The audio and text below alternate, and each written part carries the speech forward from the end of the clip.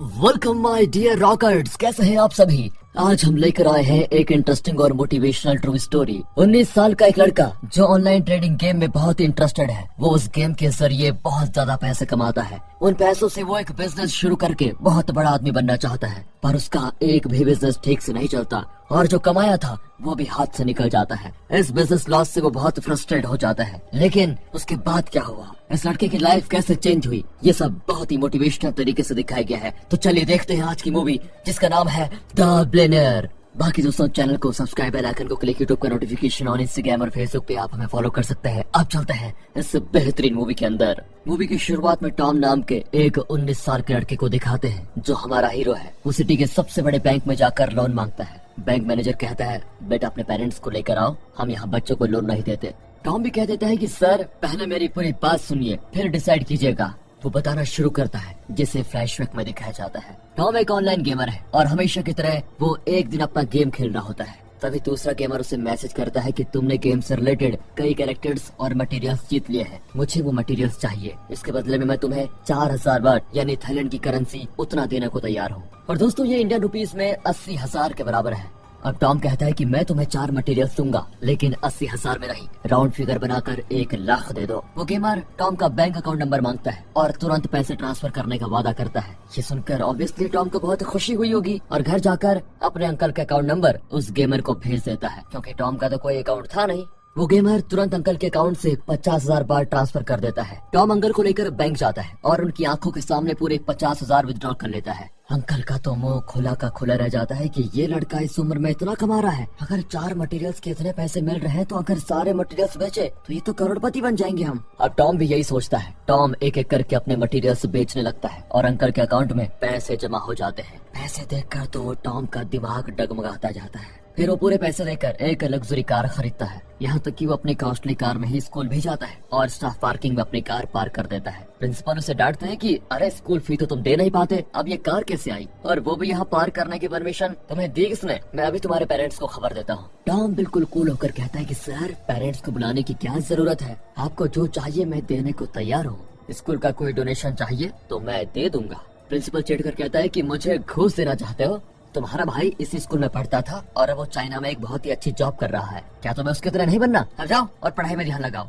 School में Tom की girlfriend होती है जिसका नाम है सोनिया।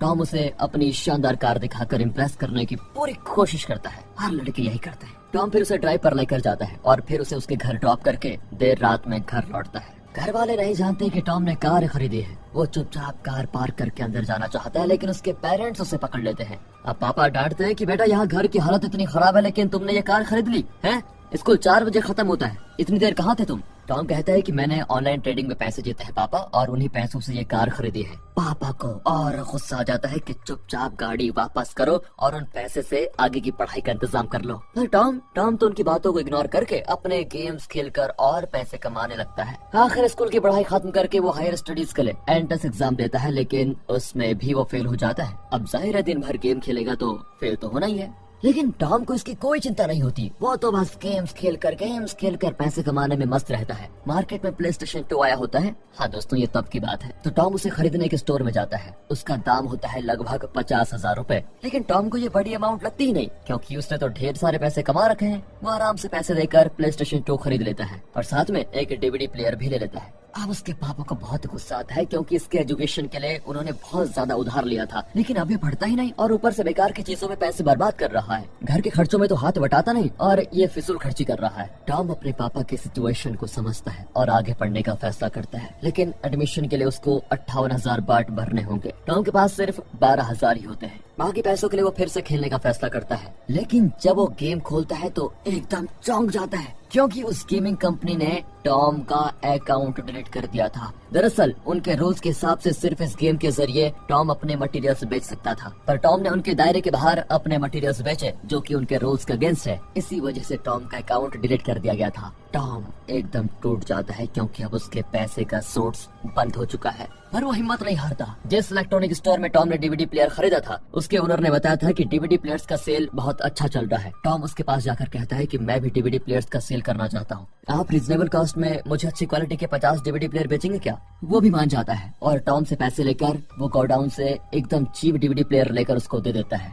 टॉम खुश हो जाता है कि आखिर कोई यूजफुल काम तो कर रहा हूँ मैं। वो सारे डीवीडी प्लेयर्स घर लेकर आ जाता है और जब एक को प्ले करता है तो अंदर के पार्ट्स बाहर आकर गिरते हैं। टॉम गुस्से में उन्हें रिटर्न करने जाता है तो वो आदमी कहता है कि कम दाम में बेटा इतनी ही क्वालिटी मिलेगी, तुम चाहो तो इन पार्ट्स को वापस उसके अंदर चिपका कर यूज कर लो, मैं कुछ नहीं कर सकता। टॉम अपने पैसे वापस मांगता है और उससे बहस करने लगता है। वो आदमी भी गुस्सा होकर टॉम को मारकर भगा देता है। टॉम से रहा नहीं जाता, वो अपनी कार में लौट रहा होता है तो रास्ते में उसके पापा मिलते हैं। टॉम उन्हें लिफ्ट देता है तो वो कहते हैं कि बेटा अगर तुम्हें डीवीडी प्लेयर बिजनेस के लिए पैसे चाहिए तो मैं दे सकता हूँ। ये कहकर वो टॉम को थोड़े पैसे दे देते हैं लेकिन वो मना कर देता है। अब उसके पास ना तो पैसे हैं और ना ही वो डीवीडी प्लेयर्स किसी काम के हैं। वो अपने पापा से भी पैसे नहीं मांगना चाहता। एक रात वो अपने पापा का एक पुराना डॉलर चुरा लेता है और उसे एक शॉप में बेचने जाता है। वो आदमी कहता है कि बेटा इसके तो मैं सिर्फ 1 लाख बार दे सकता हूँ, वो भी ज्यादा है, पर तुम पढ़ाई के लिए मांग रहे हो इसीलिए मदद करना चाहता हूँ तुम्हारी। टॉम भी खुश हो जाता है कि इतने से डॉलर का इतना दाम मिल रहा है। हालांकि वो दुकानदार टॉम को उल्लू बना रहा था।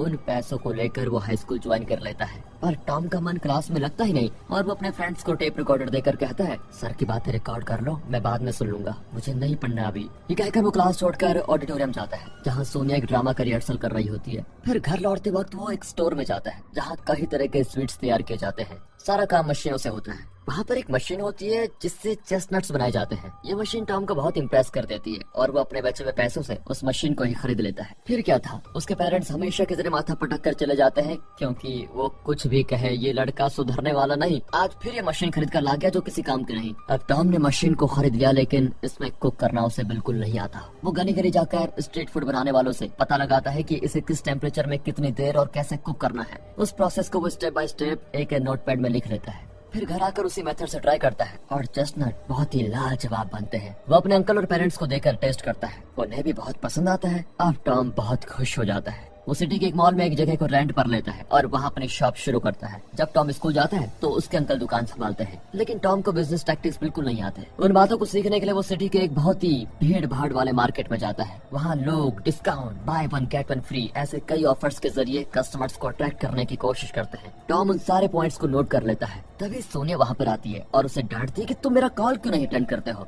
पर टॉम तो अपने बिजनेस के बारे में सोच रहा होता है और उसे इग्नोर ही कर देता है। इतने में उसके अंकल कॉल करते हैं कि बेटा सुबह से मैं चिल्ला चिल्ला कर थक गया हूँ लेकिन एक भी कस्टमर नहीं आया। अब टॉम परेशान होकर मॉल में जाता है और मैनेजर से कहता है कि मुझे अपने शॉप के लिए दूसरी जगह चाहिए क्योंकि इस कोने में लोग आते नहीं। वो भी कह देता है कि ठीक है लेकिन इसमें एक्स्ट्रा पैसा लगेंगे बेटा। टॉम भी उसे पैसे देकर शॉप की लोकेशन चेंज कर लेता है लेकिन वहाँ पर भी वही हाल। ऐसी सिचुएशन में दोस्तों अगर आप होते तो आपका बिजनेस माइंड क्या कहता है कमेंट करके बताइए। पर टॉम को भी अभी उम्मीद है कि कल लोग आएंगे, कल नहीं तो परसों आएंगे, परसों नहीं तो एक दिन जरूर आएंगे। अगले दिन वो अंकल को शॉप में छोड़कर अपना एग्जाम देने जाता है पर उसका ध्यान यहाँ लगता ही नहीं। वो सोचता रहता है कि शॉप में क्या हुआ होगा, कोई कस्टमर आया होगा या नहीं। तभी उसका फोन बजता है और वो देखता है कि अंकल कॉल कर रहे हैं। एग्जाम हॉल में फोन अलाउड नहीं होता लेकिन टॉम फोन को देखने लगता है। टीचर कहती है कि फोन रखो और पेपर पूरा करो। टॉम अब दुविधा में होता है कि एग्जाम इम्पोर्टेंट है या बिजनेस। वो बिजनेस चुनता है और बिना कुछ सोचे समझे बैग लेकर हॉल से निकल जाता है। वो मॉल में जाता है तो ये देखकर चौंक जाता है कि उसकी शॉप के आगे भीड़ लगी हुई है। लोग उसके चेस्टनट को बड़े चाव से खरीद कर खा रहे हैं। बिजनेस इतना अच्छा चलता है कि उन्हें और 2-3 मशीन्स खरीदनी पड़ती हैं और काम पे भी कुछ लोग रख लेते हैं। वो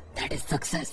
एक दिन सोनिया मॉल में आती है और तब उसे पता चलता है कि टॉम स्कूल ठीक से क्यों नहीं आता और वो एग्जाम हॉल से निकल क्यों गया। वो कहती है कि तुम पढ़ाई पूरी करो वरना तुम्हारा फ्यूचर खराब हो जाएगा। पर टॉम कहता है कि मैं जानता हूँ मैं क्या कर रहा हूँ, मुझे किसी भी तरह अपना बिजनेस डेवलप करना है ओनली। सब कुछ बहुत ही अच्छा चल रहा होता है लेकिन अच्छे काम में अड़चन तो आई जाती है। इनके मशीन से निकला हुआ धुआं मॉल की सीलिंग को खराब कर देता है। इंचार्ज आकर फिर वार्न करता है कि आज ही इसे पूरी तरह क्लीन कर दो वरना शॉप का कॉन्ट्रैक्ट कैंसिल करवा दूंगा। उस रात जब कस्टमर्स आने बंद हो जाते हैं तो टॉम उस जगह को साफ करके पेंट करने लगता है। अपने बेटे को इतनी मेहनत करते हुए देखकर टॉम की माँ भी उसकी मदद करती है। तभी सिक्योरिटी आकर कहता है कि मॉल बंद करने का टाइम हो गया है, आप कल आइए और यहाँ पर ये काम कीजिए।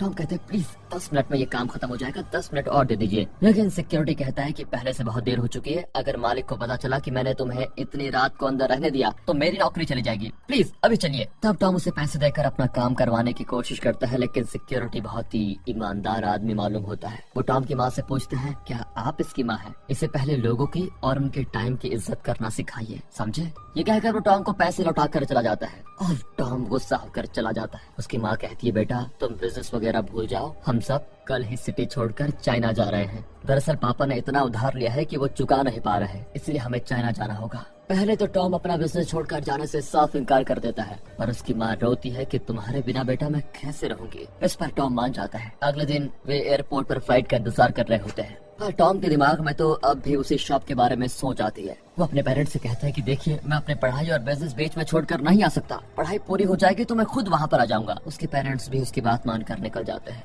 पापा कहते हैं कि बेटा अगर मैंने तुम्हें कुछ बुरा भला कह दिया हो तो प्लीज उसके लिए माफ कर देना। ये सुनकर टॉम उदास हो जाता है। अगले दिन मॉल में एक और प्रॉब्लम आती है। कल रात जो टॉम ने पेंट किया था वो पिघल कर वहाँ के दूसरे प्रोडक्ट्स पर गिर जाता है और उनका बिजनेस खराब हो जाता है। तंग आकर मॉल का मैनेजर इनका कॉन्ट्रैक्ट ही कैंसिल कर देता है। टॉम बहुत परेशान हो जाता है कि दुविधा पे दुविधा आ रही है, क्या करूँ। तभी वो देखता है कि उसके घर के गेट पर एक नोटिस चिपका हुआ है। दरअसल ये सरकारी नोटिस है। टॉम के पापा पर भारी कर्ज था और इसमें लिखा हुआ है कि अगर कर्ज नहीं चुकाया तो घर जब्त कर दिया जाएगा। बिजनेस तो बंद हुआ ही, अब घर भी हाथ से निकल जाएगा। टॉम मायूस होकर बाहर आता है तो सोनिया उसको देख लेती है। वो उसे डांटती है कि तुम्हें आखिर हो क्या गया है, मेरा कॉल क्यों नहीं उठाते तुम, आइंदा मुझसे बात मत करना। पर टॉम उसे गले लगाकर फूट फूट कर रोने लगता है। सोनिया समझ जाती है कि ये परेशान है और पूछती है कि प्रॉब्लम क्या है। फिर टॉम उसको सारी बात बताता है तो वो कहती है कि बिजनेस जब चलेगा तब चलेगा, तुम परेशान मत हो और वापस अपने स्टडीज पर ध्यान दो, कुछ भी हो जाए मैं तुम्हारे साथ रहूंगी। अब सोनिया टॉम को थोड़ी हिम्मत देती है। सोनिया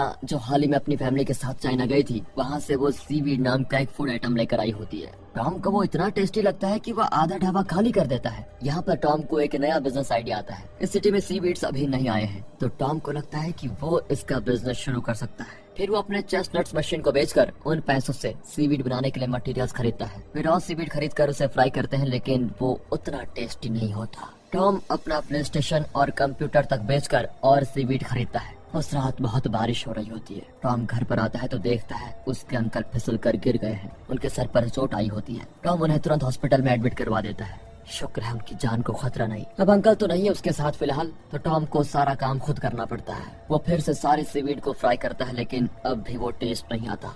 अब टॉम करे तो करे क्या करे। तभी वो नीचे पड़ा हुआ एक सीवीड पैकेट देखता है जो कल रात बारिश में भीग गया था। बाकी तो बर्बाद हो ही गया, चलो इसे भी फ्राई करके देख लेते हैं। ये सोचकर वो उस बचे हुए पैकेट को फ्राई करता है। टॉम ने बिल्कुल भी एक्सपेक्ट नहीं किया था कि ये इतना टेस्टी होगा। तब टॉम सीखता है कि इसके टेस्ट का रहस्य है नमी। नमी हो तो इसका टेस्ट उभर कर आता है। अब टॉम अंकल को ये खुशखबरी सुनाता है और उन्हें एक सीवीड टेस्ट करने के लिए देता है। एक बाइट लेते ही अंकल एकदम खुश हो जाते हैं। अब ये लोग नया बिजनेस शुरू कर सकते हैं। टॉम उसी मॉल में फिर से परमिशन लेकर सीवीड का शॉप लगाता है। यहाँ के मार्केट में सीवीड को उतना बढ़ावा नहीं दिया जा रहा था, तो इनका प्रोडक्ट सबको नया लगता है। इसे टेस्ट करके सब इसे खरीदने लगते हैं। फिर से इनका बिजनेस जोरों शोरों पर चलने लगता है। टॉम का अब एक ही लक्ष्य बन चुका है कि वो इतने पैसे कमाएगा जिससे कि उसके पापा का वो घर वापस इन्हें मिल जाए और फिर उस घर में अपने पेरेंट्स के साथ वो रहे। टॉम के बर्थडे पर उसकी माँ कॉल करके विश करती है और पूछती है, बेटा स्कूल कैसा चल रहा है और एग्जाम्स कब है। टॉम झूठ कहता है कि माँ सब कुछ अच्छा चल रहा है और जल्दी एग्जाम्स भी हो जाएंगे।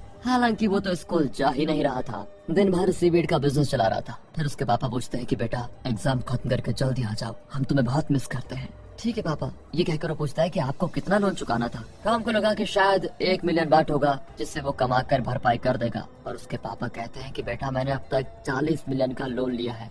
ये सुनकर तो टॉम उम्मीद ही खो देता है। वो घर जाकर म्यूजिक सुनने लगता है तो टेप रिकॉर्डर की बैटरीज खत्म हो जाती है। फिर वो एक दुकान से नई बैटरीज लेकर बाहर आता है तो उनके कवर पर 7-Eleven कंपनी का लोगो दिखता है। ये एक बहुत बड़ी कंपनी है जिसकी दुनिया भर में कई ब्रांचेस हैं। अगर इस कंपनी को मैंने अपना प्रोडक्ट सप्लाई किया तो मेरा प्रोडक्ट दुनिया भर में पहुंचेगा और मेरा बिजनेस कई गुना ज्यादा बढ़ेगा। अगले ही दिन टॉम अपना प्रोडक्ट लेकर उस कंपनी में जाता है। एक और आदमी अपना प्रोडक्ट डेमो देता है। टॉम उसे ध्यान से ऑब्जर्व करता है कि वो कैसे अपने प्रोडक्ट्स बेच रहा है। टॉम भी उसी की तरह प्रैक्टिस कर लेता है। बहुत देर के बाद मैनेजर उससे मिलती है और कहती है, मुझे अपना प्रोडक्ट दिखाओ जरा। टॉम उसे एक पैकेट देता है तो वो कहती है कि इसमें कोई ढंग का डिजाइन नहीं है और ऊपर से कवर बहुत ही बड़ा है। लोग अट्रैक्टिव डिजाइन वाला छोटा कवर खरीदना पसंद करते हैं, इसलिए हम तुम्हारे प्रोडक्ट्स नहीं ले सकते। ये कहकर वो टॉम के प्रोडक्ट को कर देती है रिजेक्ट। टॉम बेचारा फिर मायूस होकर घर आता है। सोनिया उसे कई बार कॉल कर चुकी थी लेकिन वो रिस्पॉन्ड नहीं कर रहा था। वो टॉम के घर आ गई। वो डांटते कि यार तुम एक के बाद एक बिजनेस करने के चक्कर में पढ़ाई को छोड़ रहे हो, तुम्हारा फ्यूचर क्या होगा। पर टॉम कहता है कि तुम्हारी मर्जी से मैं जी नहीं सकता,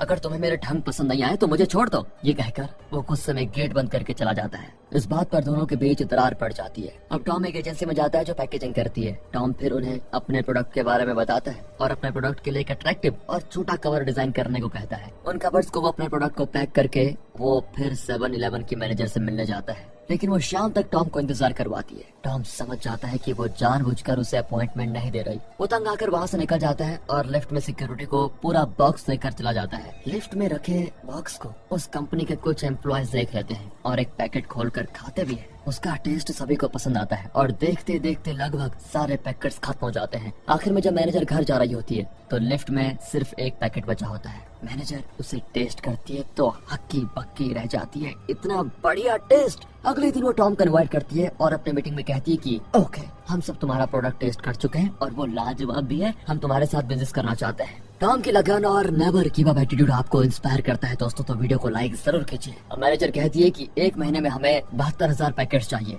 क्या तुम रेडी कर पाओगे? टॉम एकदम तंग रह जाता है क्योंकि उसने वो बॉक्स गुस्से में सिक्योरिटी को दिया था। उसे आइडिया ही नहीं था कि उसकी बदौलत उसको ऐसा मौका मिलेगा। वो कहती है कि कल हम तुम्हारी फैक्ट्री में चेकिंग करने के लाएंगे, सब कुछ साफ सुथरा है कि नहीं ये देखेंगे, फिर हम कॉन्ट्रैक्ट साइन कर लेंगे। ये सुनकर तो टॉम नर्वस हो जाता है क्योंकि वो अपने घर के पीछे एक छोटी सी जगह में स्टोव रखकर ये सीवीड तैयार कर रहा था। ये लोग तो फैक्ट्री देखना चाहते हैं और इसी फैक्ट्री को रेडी करने के लिए वो बैंक में लोन लेने आया है। यही सीन मूवी की शुरुआत में दिखाया गया था जो कि प्रेजेंट टाइम है। इसकी हिस्ट्री सुनकर बैंक मैनेजर उसे लोन तो देना चाहता है, लेकिन रूल्स के अनुसार 20 साल से कम उम्र के लड़के को बिजनेस लोन नहीं दिया जा सकता। टॉम दुखी जरूर होता है लेकिन गिव अप नहीं करता। वो अपनी लग्जरी कार बेचकर एक छोटी सी शॉप रेंट पर लेता है। यहीं पर वो अपनी फैक्ट्री सेट कर लेता है। टॉम ट्रेन स्टेशन में सोने को देखता है जो अपने फ्रेंड्स के साथ होती है। टॉम उससे बात करना चाहता है लेकिन वो दूसरे लड़कों को डेट कर रही है। टॉम पीछे हट जाता है। अगले दिन उस कंपनी की मैनेजर और एक चेकिंग इंस्पेक्टर आते हैं। वे फैक्ट्री को चेक करके बताते हैं कि सीलिंग पर लाइट की कवर नहीं है और यहाँ का वेस्ट डिस्पोजल सिस्टम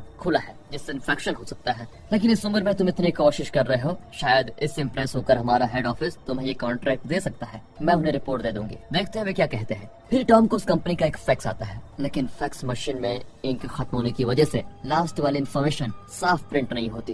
अंकल कहते हैं कि धूप में देखो बेटा। वो भाग कर जाता है और धूप में उसे देखता है तो पता चलता है कि उसका कॉन्ट्रैक्ट अप्रूव हो गया। बस ये देखकर टॉम की आंखें नम हो जाती है कि उसकी मेहनत बेकार नहीं गई। 1 महीने की मेहनत के बाद 72,000 पैकेट्स रेडी हो जाते हैं और कल सुबह इन्हें उस कंपनी को डिलीवर करना होगा। रात को ही सारी पैकिंग हो जाती है और वे उन्हें गाड़ी में लोड करते हैं। टॉम अपने अंकल को खुशी से गले लगा लेता है कि आप न होते तो मैं कुछ नहीं कर पाता। जब टॉम के पेरेंट्स ने टॉम पर विश्वास नहीं किया तब अंकल ही थे जो उस पर भरोसा कर रहे थे। उन्हें पता था ये जरूर कुछ करके दिखाएगा। अंकल कहते हैं कि बेटा ये तेरी लाइफ की पहली कामयाबी है, इसे सेफली उस कंपनी में पहुंचा देना बेटा। टॉम भी निकल पड़ता है लेकिन गोडाउन जाने में थोड़ा लेट हो जाता है और वहाँ का इंचार्ज उसे अंदर अलाउ करता ही नहीं। टॉम बेचारा रोने लगता है कि प्लीज 1 महीने की मेहनत है सर, रातों रात की नींद खोकर मैंने ये तैयार किया है। इस छोटी उम्र में उसकी लगन देखकर वो आदमी जरा पिघल जाता है और उसके लोड को अंदर ले लेता है। अब टॉम के प्रोडक्ट्स दुनिया भर के कोने कोने में पहुंचेंगे। टॉम के मन में एक सेंस ऑफ अचीवमेंट्स होता है और वो खुश होकर अपने पापा को कॉल करता है। कहता है पापा आप माँ को लेकर जल्दी से वापस आ जाइए, अब सब कुछ अच्छा होने वाला है। और दोस्तों इसी के साथ ये मोटिवेशन खत्म होता है।